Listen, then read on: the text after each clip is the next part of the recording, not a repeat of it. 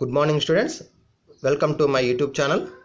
In this video we learn what is the algebraic equation and how to solve the linear equation or simple equation one side one variable equations.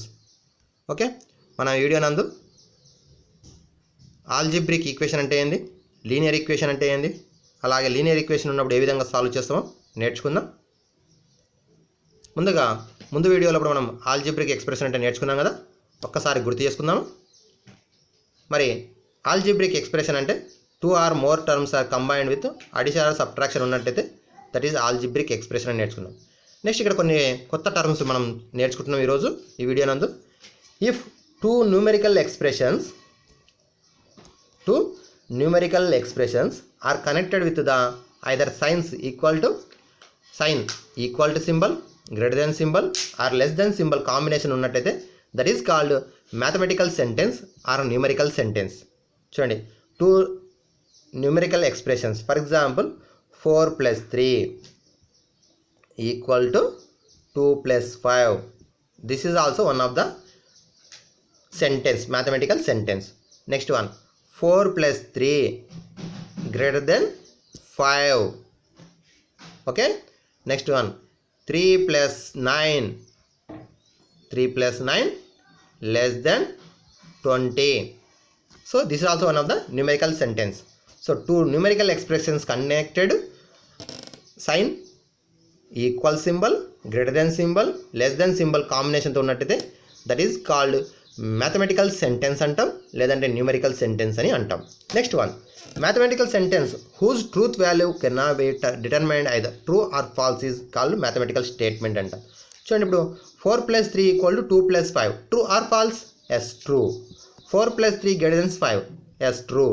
3 + 9 less than 20, yes, true. Sometimes 3 + 2 greater than 1 or greater than 6, true or false? False. So ఈ విధంగా true or false చెప్పడానికి వచ్చినట్టయితే that is called mathematical statement అంటాం. A mathematical sentence whose truth value cannot be determined either true or false is called an open sentence. అంటే for example x square greater than 1, X square అనేది greater than 1. So చెప్పడానికి వస్తుందా? ఇక్కడ x value మనకేం లేదు, X square అనేది greater than 1. అప్పుడు x values ఏమేమి అవుతాయి? చాలా అవుతాయి, ఎందుకంటే ఇన్ఫినిటీ సొల్యూషన్స్ ఉంటాయి. కాబట్టి ఈ విధంగా ఓపెన్ సెంటెన్స్ అంటాం. ఆ mathematical sentence whose truth value cannot be determined, exact మనం చెప్పలేం, as either true or false is called an open sentence. Next, mathematical sentence, the sentence formed by an algebraic expression and a numerical expression or two algebraic expression with one of the relation equal to, less than, greater than, not equal to, less than or equal to, greater than or equal to, not less than, not greater than is called a mathematical sentence. అంటే for example x + 3 = 7, this is a mathematical sentence. అంటే ఏమవుతుంది, two algebraic expressions ఉండవచ్చు both sides, less than y + 2, ఇట్లా 2 algebraic expression ఉండవచ్చు, లేదంటే 1 algebraic expression, one side numerical expression ఉంటూ కాంబినేషన్లో కూడా ఈ సింబల్స్ ఏమైనా ఉన్నట్టయితే that is called mathematical sentence అని నేర్చుకుంటాం. ఓకేనా స్టూడెంట్స్? ఇప్పుడు మనం నేర్చుకునేటువంటిది ఈక్వేషన్. ద ఓపెన్ సెంటెన్స్ అనేది with equality relation is called an equation. అంటే x + 3 = 7, ఓన్లీ ఈక్వల్ టు మాత్రమే ఉన్నట్టయితే దట్ ఈజ్ ఈక్వేషన్ అంటాం. మరి ఈక్వేషన్ లోపల ఏమేమి ఉంటాయి? 2 సైడ్స్ ఉంటాయి, either left side, right side, LHS, RHS అంటాం. అంటే ఈక్వల్ టు సింబల్కు, సైన్ సింబల్కు, ఈక్వల్ సైన్ సింబల్కు లెఫ్ట్ సైడ్ ఉన్నదని LHS అంటాం, రైట్ సైడ్ ఉన్నదని RHS అని అంటాం. The expression on left hand side term as LHS, right hand side as RHS అని అంటాం. ఓకేనా స్టూడెంట్స్? LHS, RHS వీటి గురించి మొత్తం కూడా మనం బిఫోర్ క్లాస్లో నేర్చుకున్నాం, ఒకసారి గుర్తు చేసుకుంటున్నాం అంతే. నెక్స్ట్ మన టాపిక్ వచ్చేసి linear equation. The equation in which the exponent of each variable is one is called linear equation అంటాం. అంటే మనం x + y + 3 = 0, this is the linear equation. ఎందుకు లీనియర్ ఈక్వేషన్ అవుతుంది అంటే powers of the variables only 1 ఉండాలి, highest power of the variable is only 1, that is called linear equation. If that equation only 1 variable that is called simple equation. Linear equation అవుతూ linear equation లోపల ఎన్నైనా variables ఉండవచ్చు, కానీ వాటి highest power అనేది 1 ఉండాలి, that is called linear equation. అలా కాకుండా సింపుల్ ఈక్వేషన్ అంటే ఫస్ట్ లీనియర్ ఈక్వేషన్ కావాలి. లీనియర్ ఈక్వేషన్లో ఓన్లీ వన్ వేరియబుల్ మాత్రమే ఉన్నట్టయితే that is called simple equation. మన చాప్టర్ వచ్చేసి simple equations. Only one variable ఉన్నటువంటి ఈక్వేషన్ని మనం సాల్వ్ చేయడం జరుగుతుంది. మరి అట్లాగే మనం 6th క్లాస్లో నేర్చుకున్నాం x+3 = 0. ఇప్పుడు మనం LHS RHS రాసుకుంటాం. LHS ఏమో x+3, RHS ఏమో 0. ఇప్పుడు x ప్లేస్లో ఏ నెంబర్ రాస్తాం? 1 రాద్దాం. 1 + 3 4 అవుతుంది. 2 రాద్దాం. 2 + 3 5 అవుతుంది. -1 రాద్దాం. ఆన్సర్ ఏమవుతుంది? 2 అవుతుంది. -2 రాస్తే +1 అవుతుంది. -3 రాస్తే 0 అవుతుంది. అంటే ఈ విధంగా ఒక్కొక్క నెంబర్ని మనం దాంట్లో x ప్లేస్లో సబ్స్టిట్యూషన్ చేసి LHS = RHS అవుతుందో లేదా వెరిఫై చేస్తాం. ఎప్పుడైతే LHS = RHS అవుతుందో that is the solution of the equation అని అంటాం. మరి ఈ విధంగా చేసేదాన్ని ఏమంటాం అంటే ట్రయల్ అండ్ ఎర్రర్ మెథడ్ అని నేర్చుకున్నాం. అంటే మనం సొల్యూషన్ ఫైండ్ అవుట్ చేయడానికి ఏం చేస్తున్నాం అంటే substituting different values for the variables that is trial and error method. ఓకేనా? నెక్స్ట్ ఇది solving simple equation having the variable on one side. So మనం వన్ సైడ్ ఉన్నటువంటి వేరియబుల్స్ని సాల్వ్ చేయడం అనేది 7th క్లాస్లో నేర్చుకున్నాం. అదే ఇక్కడ ఇది 7th క్లాస్లో మీకు ఎక్సర్సైజ్ 2లో ఉన్నటువంటి ప్రాబ్లమ్స్ ఇవి. ఒకసారి చూడండి. ఫస్ట్ క్వశ్చన్ ఏముందంటే x + y 5 = 9. అయితే ఇక్కడ 2 మెథడ్స్ ఉన్నాయి. ఒకటేమో ట్రాన్స్పోజింగ్ అండ్ ఇంకొకటేమో వితౌట్ ట్రాన్స్పోజింగ్. మళ్ళీ ట్రాన్స్పోజింగ్ మెథడ్ అంటే ఏంది, వితౌట్ ట్రాన్స్పోజింగ్ మెథడ్ అంటే ఏందో ఇప్పుడు నేర్చుకుందాం.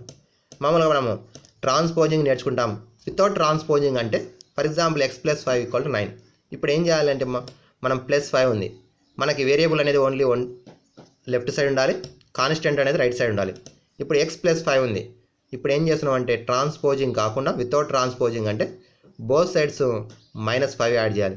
+5 ఉంటే -5 యాడ్ చేయాలి, -5 ఉంటే +5 యాడ్ చేయాలి.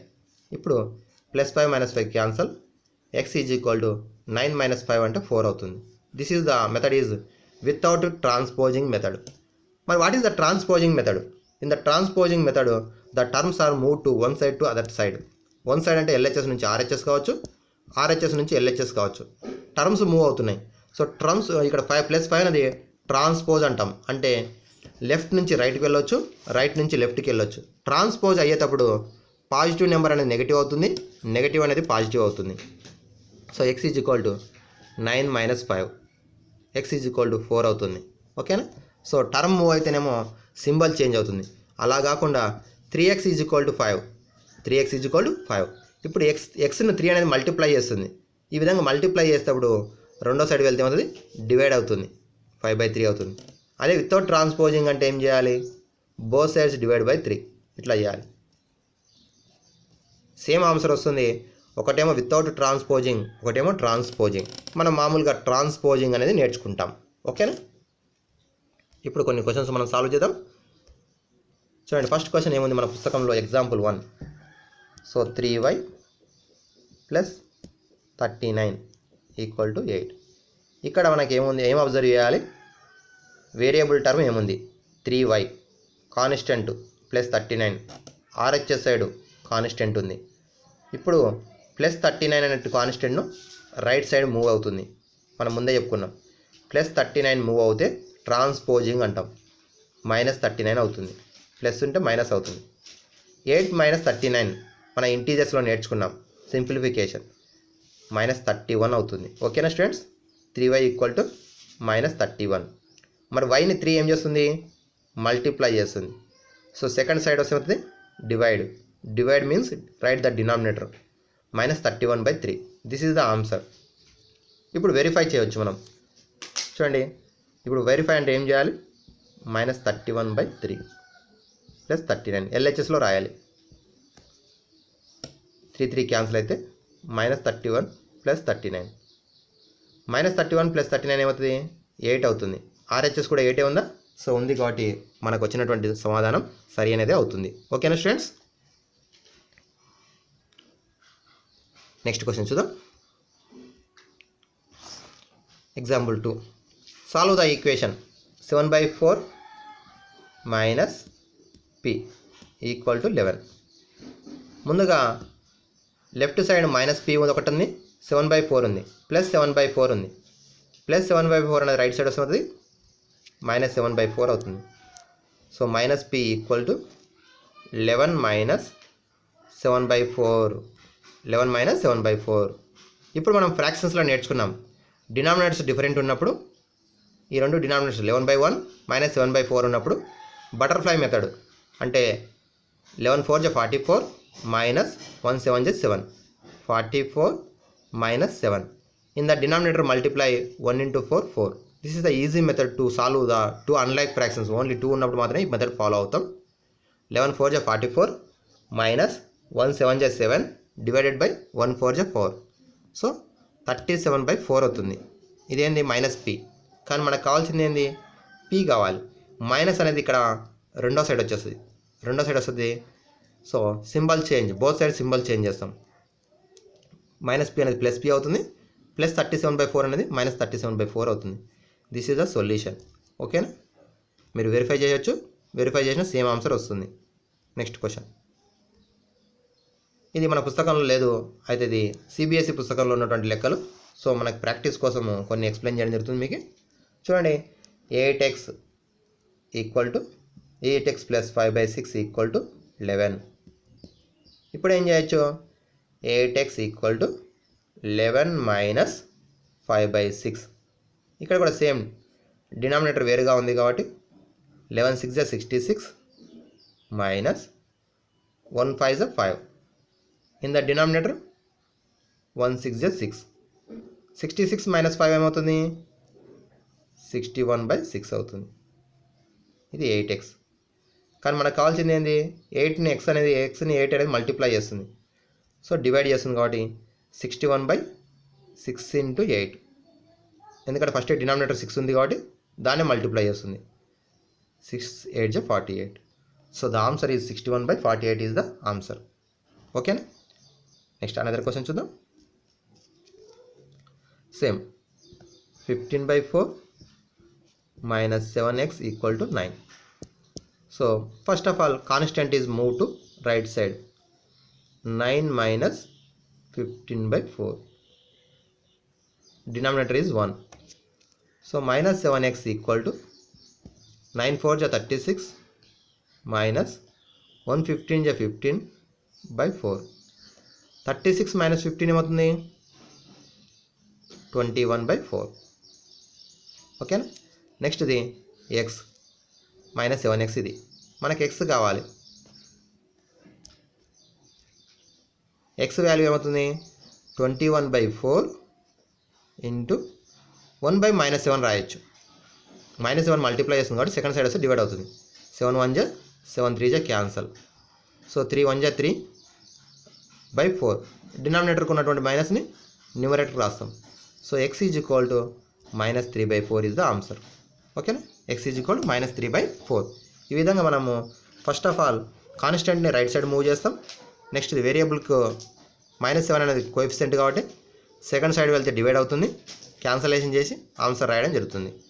ఓకే, నెక్స్ట్ మరో క్వశ్చన్ చూద్దాం. x - 1/3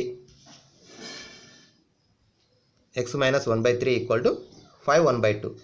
ఇక్కడ ఏం చేసిండంటే మనకి రైట్ సైడ్ మిక్స్డ్ ఫ్రాక్షన్ ఇచ్చిండు. సో దాన్ని ఫస్ట్ ఆఫ్ ఆల్ మనం దాన్ని ఏం చేస్తున్నాం, ఇంప్రాపర్గా మార్చుకుంటాం. -1/3 ఇక్కడ 2 5 10, 10 + 1 11/2. -1/3 రైట్ సైడ్ వస్తుంది కాబట్టి +1/3. These two are unlike fractions. So apply the butterfly method. 11 3 33 plus 2 1 2. In the denominator 2 3 6. So 35/6 is the answer. ఓకేనా, సో ఈ విధంగా మనం చేయడం జరిగింది. x is equal to 33 + 2/6. So 33 + 2 = 35/6 అవుతుంది. నెక్స్ట్ మరో క్వశ్చన్ చూద్దాం. Solve 2x - 3 = 7. సమ్ టైమ్స్ మనం వేరియబుల్ x ఉండాల్సిన అవసరం లేదు, y కూడా ఉండవచ్చు. వన్ వేరియబుల్ ఉన్నటువంటి దాన్ని లీనియర్ ఈక్వేషన్, వన్ వేరియబుల్, దాన్ని సింపుల్ ఈక్వేషన్ అంటాం. 2x - 3 = 7. 2x = 7 + 3. 7 + 3 ఏమవుతుంది, 10 అవుతుంది. సో 2x = 10 అవుతుంది కాబట్టి x = 10/2. 10/2 = 5 అవుతుంది. So x = 5. x = 5. నెక్స్ట్ అలాగే రెండో question, 2y = 4 - 9. 4 - 9. So 2y equal to ఏమవుతుంది 4 మైనస్ 9 మైనస్ 5 అవుతుంది. y equal to minus 5/2 y equal to minus 5/2 అవుతుంది. 2y equal to minus 5 y equal to minus 5/2 అవుతుంది. ఓకేనా స్టూడెంట్స్? ఈ విధంగా మనము linear equation one variable or simple equation one variable one side ఉన్నప్పుడు ఏ విధంగా సాల్వ్ చేయవచ్చు నేర్చుకున్నాం. మరి నెక్స్ట్ వీడియోలో కూడా వీటి యొక్క అప్లికేషన్స్ అంటే లీనియర్ ఈక్వేషన్ మనం సాల్వ్ చేయడం నేర్చుకున్నాం. ఇవి మనకి వర్డ్ ప్రాబ్లంలో ఇన్వాల్వ్ అయి ఉంటాయి. డైలీ లైఫ్ సిచ్యువేషన్స్లో ఇన్వాల్వ్ అయి ఉన్నప్పుడు ఏ విధంగా సాల్వ్ చేయవచ్చో మరొక క్వశ్చన్స్లో కూడా మనకి ఎగ్జాంపుల్ 3 నుంచి ఉన్నాయి. అటువంటి క్వశ్చన్స్ మరొక వీడియోలో వాటి గురించి చర్చిద్దాం. అలాగే మన పుస్తకంలో కూడా ఎక్సర్సైజ్ 2.1 ఇటువంటి ప్రాబ్లమ్స్ ఉన్నాయి. మరి ఇవన్నీ కూడా మీరు సాల్వ్ చేసుకోవచ్చు. అలాగే ఇంకా కొన్ని ప్రాబ్లమ్స్ మీకు సిబిఎస్ఈ పుస్తకంలో ఉన్నటువంటి సేమ్ ప్రాబ్లమ్స్ ఇవి కూడా మరి కొన్ని ఏమో ఇంక్లూడ్ అయి ఉంటాయి క్వశ్చన్స్, కొన్ని డిఫరెంట్ ఉంటాయి. మరి మీరు సాల్వ్ చేస్తారని ఆశిస్తున్నాను. ఇక్కడ ఒకసారి చూడండి, డెసిమల్స్ కూడా ఉండవచ్చు ఇట్లా.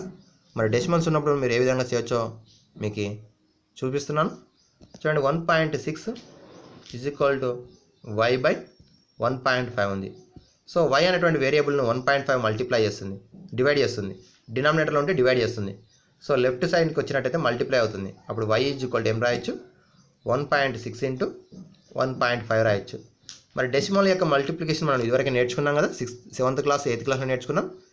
సో 7th క్లాస్లో నేర్చుకున్నాం కాబట్టి so first of all without decimal point first multiply చేస్తాం. సో 15 6 90, 15 1 15, 24.